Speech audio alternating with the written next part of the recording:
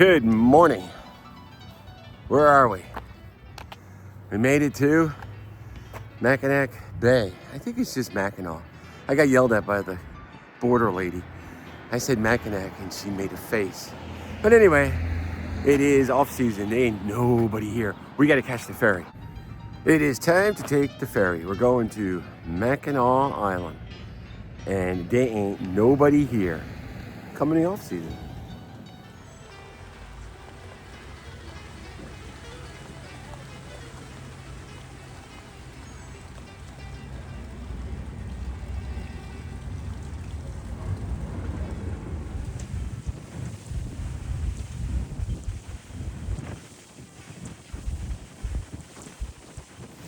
Hey, good morning from the ferry to Mackinac Island, or Mackinaw Island, however you say it. Yeah, it's cold. Yeah, freaking windy up here.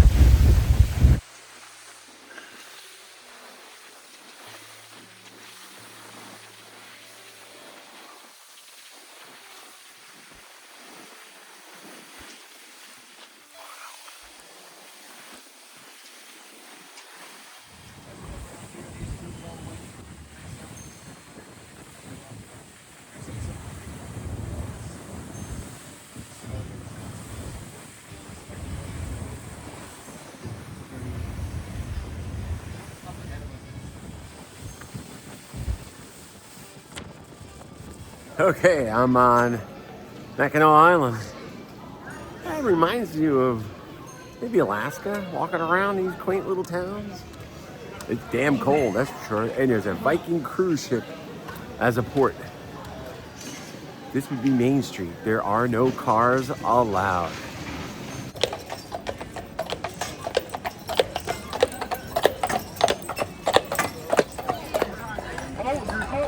Each row has one wool blanket stretched across all four laps. Welcome. You know, if you come here in month, it'll still be cold. Yeah, I've seen it snow as late as May 19th, I think. You can come here in July when it's hot, but then you might have to wait 3 hours for a tour. But before we get going, I'll introduce you to the horses. On our left is Elijah. Everyone say hi to Elijah. Elijah. And on our right is Butterbean. Say hi to Butterbean. Hi, Butterbean. Elijah and Butterbean. We'll learn more about them later. To your left is Dallas Market. This is our year-round grocery store. That's where it all happens. Easy, boys, easy. That's a French freedom workhorse. No, that's it. We're looking at the world's largest front-covered porch. It stretches 660 feet alongside the Grand Hotel. In 1895, on that front porch, American inventor Thomas Alva Edison did the first public exhibition of the phonograph up there. The first time you could hear a live recording in a public setting, right there on the front porch of the Grand Hotel. 103 rocking chairs on that front porch. Yeah, the airport there.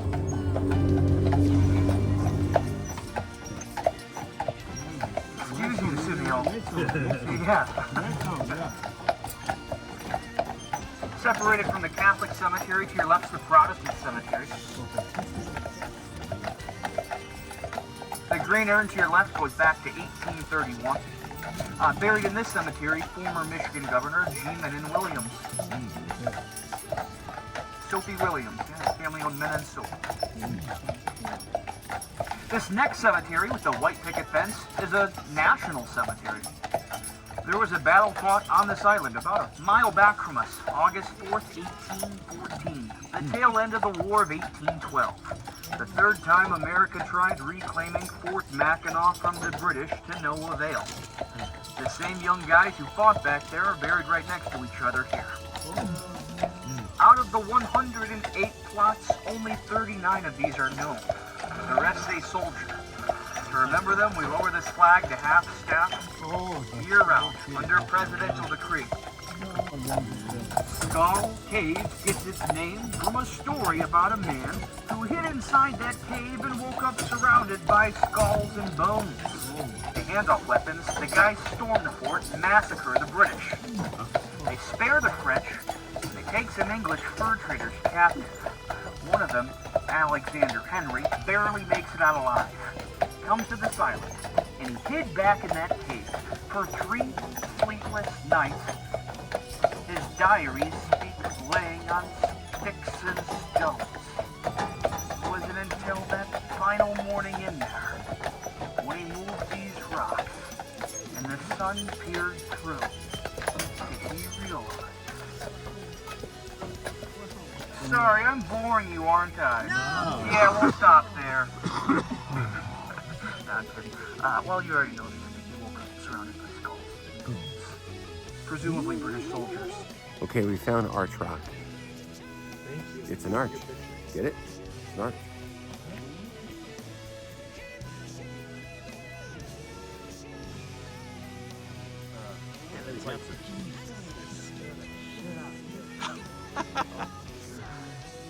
It is lunchtime. Hey, stranger. Hey, stranger. Hey, where the hell are we? We are at Fort Mackinac, at the top of the fort, overlooking the Mackinaw Bridge. The combination of what? Lake Huron. However you say it, and Michigan. And we can see 2 lighthouses. And there's a cruise ship. And a cruise ship. Why would they stop here? I have no idea. It's cold. It is freaking cold. Wow.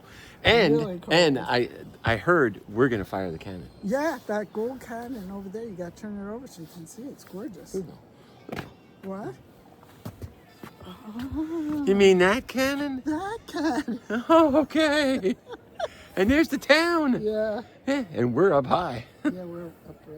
How's everybody doing today? Come on, Joey, ready? 87 days. Edward, look it! Blake, come here. Everyone stay. There you go. How's everybody doing today? Good. My name's Maverick. Joined up here with me is Jack. We'll be doing the cannon firing demonstration for you today. Now to start off, we're both currently wearing the United States Army's greatcoats of the 1880s. This is just something they would wear on colder days, kind of like today. But if you notice right up here on this badge, on the top of it you can see the number 23. Now the reason why we're wearing that is because we're representing soldiers from the 23rd Infantry Regiment. They'd have been stationed here at Fort Mackinac from 1884 all the way to 1890. And at this point in time in the fort's history, it's not serving any really military purpose. There's no military threats here on Mackinac Island whatsoever.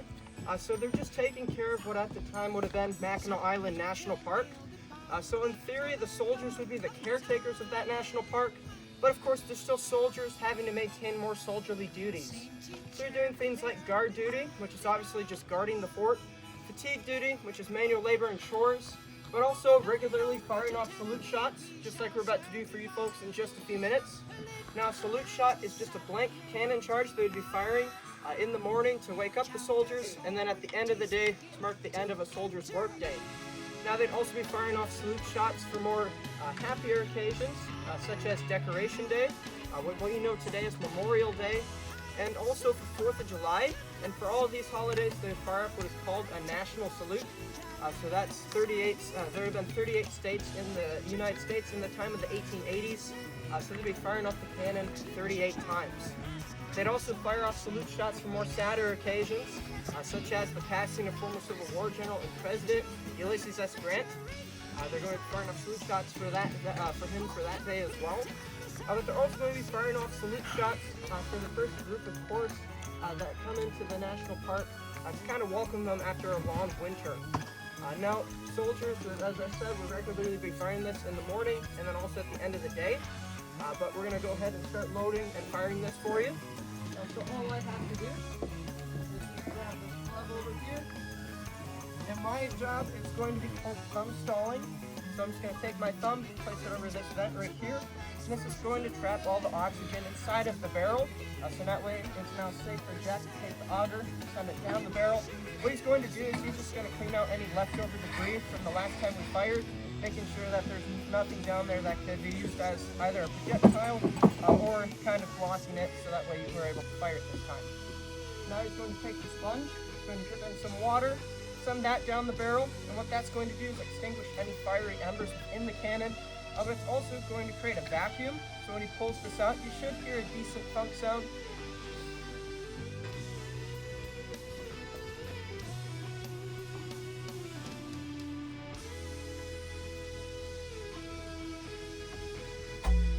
Kind of like that. So that means it's safe for us to load our charge. Now, the charge we'll be firing today is about 5 ounces of black powder, which he's going to take, put it in the muzzle end of the barrel, use the other end of that sponge called the rammer, ram that all the way down to where my thumb is. Once he's done that, step safely behind the wheel. I can remove my thumb. We can move on to our next step, which is priming the cannon. So let's just send that down here real quick. And there we go. So I'm going to remove my thumb. Jack's next step is going to be taking a brass spike, sending it down that vent where my thumb was. And he's just going to poke a few holes in that charge, making sure the black powder's exposed. And then once he's done with that, he's going to take the ignition device, which is a friction primer, which is just a little brass tube with black powder inside of it. And at the top is a chemical known as fulminated mercury, which is very susceptible to friction. So when he attaches the lanyard to the loop at the top of the ignition device and pulls that, it's going to ignite a spark, sending a flame down that tube, igniting the black powder, and then our cannon will fire. Now at this point in time, it's my job to remind you, this is a cannon. It's going to be a little loud. You can go ahead and cover your ears. But other than that, once he's ready, I'll give the last 2 commands. Those commands are ready, fire! And that's the cannon firing demonstration. What is that loud? So in 1889, they put this bar in here to give the soldiers something to do, but because there was no war going on, so they kind of got bored. But they did get arrested a lot and court-martials for basically drunkenness. Hospital Corps program of Fort Mackinaw. So we're going to be evaluating, really looking through American military history real fast and seeing how some really major modernizations are happening in the late 1880s as when it comes to military medicine. So I want to follow me out this way. So basically, as soon as you have a United States military, you also have a medical department. Because it's not only when soldiers are going out on the battlefield that they're getting wounded, soldiers get really sick in camp. You have other sorts of injuries that come up. And for most of American military history, you just have surgeons and their families stationed at places like Fort Mackinac. These surgeons, most of them were not medically trained, or I shouldn't say that. They didn't go to med school. There weren't very many med schools in the United States at this time, so it worked through a series of apprenticeships. So typically, you would find another doctor, you would pay him to apprentice you for a few years, and then at the end of it, you would leave and you would be a doctor, you'd be able to practice. And the United States military was actually a really great way of kind of setting up a consistent school of medicine.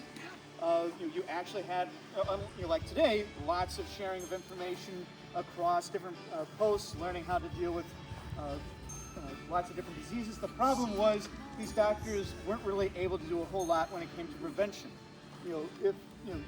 Fort Mackinac was actually considered to be one of the healthiest posts in the entire United States Army in the 1820s, largely because of our climate. Most of the forts in the 1820s are in the southern part of the United States, lots of malaria, lots of other diseases. And if you were the post surgeon at a fort, and it's like, man, this would be a lot healthier if you dug these trenches and created these sorts of ways. Commanding officer didn't need to listen to you at all. There was no real authority. You could complain all you wanted. Your commanding officer didn't have to do anything. So the authority of these surgeons was often questioned. They didn't even have, even though they were officers, they didn't have officer ranks until the 1840s. And what kind of stands out as a, actually I want to go a little bit further so you can see it, kind of a shining example of early American military medicine is Dr. William Beaumont. So Dr. William Beaumont was the post surgeon here at Fort Mackinac in the early 1820s. When on June 6th of 1822, a young man by the name of Alexis St. Martin was accidentally shot in the stomach down at the American Fur Company retail store in the town. He was brought up to the stone quarters where Beaumont was living. The hospital at that time would have been a old building from colonial Michilimackinac, from when it was on the mainland. They ran along the side of the hill, and they thought that Alexis St. Martin was going to die. Normally being shot in the stomach accidentally at that distance is pretty much a fatal wound. But he miraculously lived, but he formed what's called a gastric fistula. Basically, his stomach and the lining of the skin of his stomach fused together, creating a permanent hole into his stomach. And this wasn't any fault of Beaumont. This was an anomaly. There were other factors. You had to keep that hole. You couldn't just sew that up. There's still lots of, it's not like today's bullets where you kind of cut and split through. Old-fashioned bullets pushed. So they pushed fabric and everything else that was coming in through was going in with the bullet. So Beaumont was able to then do studies on Alexis St. Martin and learned a lot about the way human digestion worked as a result. So this was kind of the standing monument to early American medicine. It was the first major American medical discovery. For the most part, the rest of the time, these surgeons are heavily overworked. You typically only have one doctor per fort. So you have one doctor for all 100 soldiers. You don't really have a nurse unless you're married, and then maybe you have some kids that help out too. So this modern military medicine is starting up here even the last few years of Fort Mackinaw's military history. But that about wraps it up. If folks have any questions, I'd be more than happy to answer them. Our next demonstration's at 3:30, and that'll be that rifle firing demonstration. Thank you all, and I hope you have a wonderful time. Thank you. Thank you.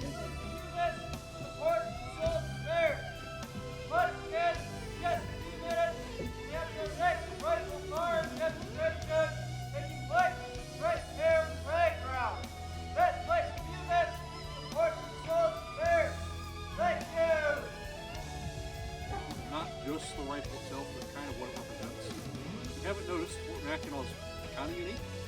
First off, it's a pretty complete fort. Many forts like this around the country are only half of the building, maybe just part of the wall, maybe just a sign that says, well, we used to be a fort here, but now it's a Kroger. This is one of the few examples of you can pretty much take a member of any garrison that was here and later part of the fort history and drop them right here and like, oh yeah, my barracks. Maybe a new coat of paint on top of it, but it's pretty unique time period for that, but also for what we are doing. This is a pretty unique time period for the U.S. Army in general because this is post-Civil War. It's after a very large, important conflict in American history, but it's also a very big time of change, both in how we're dressing. We switched from the sky blue colors, which I usually use the sky as an example, pretend it's behind that, to a bit of a darker blue color. They've switched just the kepis that like the floppy forge cap things. The uniform is changing a little bit. A lot of the equipment that's being used, we're here for my 130 equipment demonstration, a lot of canvas stuff, which you start to see a lot more going into like the 1890s and the early 1900s especially. Definitely by like the First and Second World War, there's lots of canvas being used for bags, for belts, everything else. And this is kind of the time period where a lot of that's starting to really happen. But the biggest change for this demonstration especially is the rifles being used.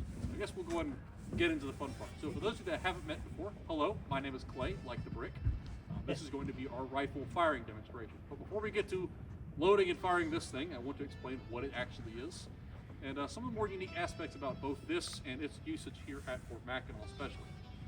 So first off, Maverick and I, the last two working today, big garrison I know, we were dressed to portray members of the U.S. 23rd Infantry Regiment Company E, as they would have looked stationed here right at Fort Mackinac from 1884 till 1890. So this is roughly 20 or so years after the Civil War. Most of these soldiers would have been career soldiers serving 10, 15, 20 years at this time. The average age, in fact, was 27, so make of that what you will. So a lot of men that are here for the job, not so much, oh, the big war is happening. So that's kind of the context in which all of this is occurring, by the way. And while these men are stationed here, this is the rifle that they would have been having, more or less. This is the Springfield 4570, or as it's more colloquially known today, the trapdoor rifle. And that's because of its very unique trapdoor-like breech-loading mechanism. This is not a muzzle loader. It does not load in the front like earlier guns did. It looks like one did, because the early versions of this were in fact converted muzzleloaders. So this one is a purpose-built breech-loading rifle. They're trying to reuse as many of the machines and the tooling as possible to get these out into the field as fast as possible, which is why it still has a lot of the same lines and same looks to it. But it is a breech-loading gun. So the way it works is you would pull back the hammer, there, flip open this breech block, pretty neat as that, and then we're not going to do this as yet though, but when it's time to actually load and fire, I would take out one of these. That is a brass 4570 casing, no different than the modern one is today. It's going to change a whole lot. It would have contained a 45 caliber 500 grain bullet up top, which is missing today. If you can guess why, let's keep the case. With 70 grains of black powder inside, instead of 4570. Take that one round, put it to the back of the gun, does that, pull back the hammer, all you gotta do is pull the trigger, and it's fired. It's a pretty simple system. So what are the advantages of this? Well, earlier muskets, earlier guns like that, were pretty slow to load. Typically, a well-trained soldier with an old smooth bore musket, even the rifle muskets in Civil War, can only really fire 2 to 3 aimed shots at a time. That's not a lot. That's kind of pathetic. But when you have 100 guys with said weapon that can be loading and targeting at intervals, it's not quite as bad. But what's even better than that is having a weapon that can load easily, 8 to 12 shots a minute. Something like this thing. Much faster, but also a lot more accurate. With old smooth bore muskets and even some of the rifle muskets, can only hit targets between 100 yards for smooth bores and the rifle is usually about 300 to 500 yards away. It's just anything beyond that is like, throwing a paper airplane off the side of a cliff. It'll go somewhere, you just don't know where. With this thing though, because of advances in rifle technology and also because the bullet itself is actually the exact diameter of the bore, as opposed to being a bit smaller like you see with the muzzleloader, which is like to ram down, these grip the rifling so tight that we're able to stay consistent on a target the size of me at ranges of 1,200 yards, which if you can do that with the iron sights, good job. But that's kind of the point. When you only have roughly 25,000 men in your army, which is pretty small, even for that time period, you want to try to make them the best they can be. So having a rifle like this that is incredibly accurate can be pretty good. So you would think that the training in the time period would have reflected that, having the men practice all the time and be the best shots they could be. Well, for most of this time period, no. Absolutely not. We're seeing garrisons all across the United States that might practice a whopping 2 to 3 times a year. And there's reasons for this. One, most of the U.S. Army is stationed out west of the Mississippi, about 90% of them in fact, at various posts all across the plains, the deserts, the hills, the Rockies. And there are posts that are very isolated. In other words, it's hard to get things to them, such as food, ammunition, could be a problem. And if you waste it all in practice, not so much good it's going to do with you if you have no ammo to use in combat. And there were various ways to try to address this. But by the mid-1880s, one of the biggest things it started to do was starting to require standardized rifle practice. And that occurs in 1885 with what's called the blunt training system. It's a very thick manual, not that thick in fact, that gives a variety of different methods on how to hold these things appropriately when you're lying on your back or on your stomach, or kneeling, various rifle firing techniques, but also just a general requirement, and also the ability to use this, however, that garrisons across the nation must practice at least twice a week when applicable. So they're starting to find ways to give these guys more ammunition. They're also switching to brass casings. They can also start to reload their own ammunition as well, so they can be using the brass for just target practice now. But for Fort Mackinaw's case, with its location, it's not that isolated. Even though it's on an island, it's still in a pretty, busy area. They were able to get resupplied quite often. And because of that, because this garrison wasn't doing a whole lot else, to be honest, this became one of the most accurate posts in the entire nation during that 1880s time frame.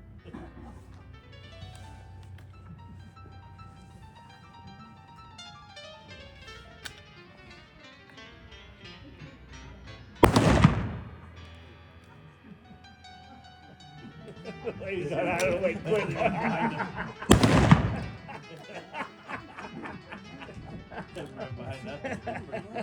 Don't shoot the tourists.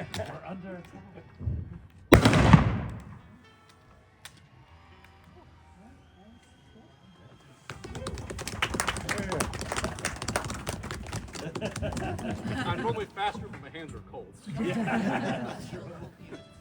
But even with cold fingers, you can still see that's a pretty effective rate of fire. And with a company of 50 men all around you. Each man is firing at their own pace or firing in volleys, like they're still practicing in some cases.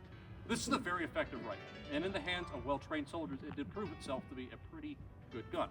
There's even a point for 2 years, in fact, that it was technically the most accurate infantry rifle in the world, until the French decided to invent smokeless gunpowder. Well, reinvent it already existed. But anyways, as you can see, it's a pretty cool rifle. If you got any questions for me, I am just right down here. Feel free to walk that up. This is an original, which is why it only functions 80% of the time. But other than that, thank you very much. Have a good day. Thank you. Stay warm.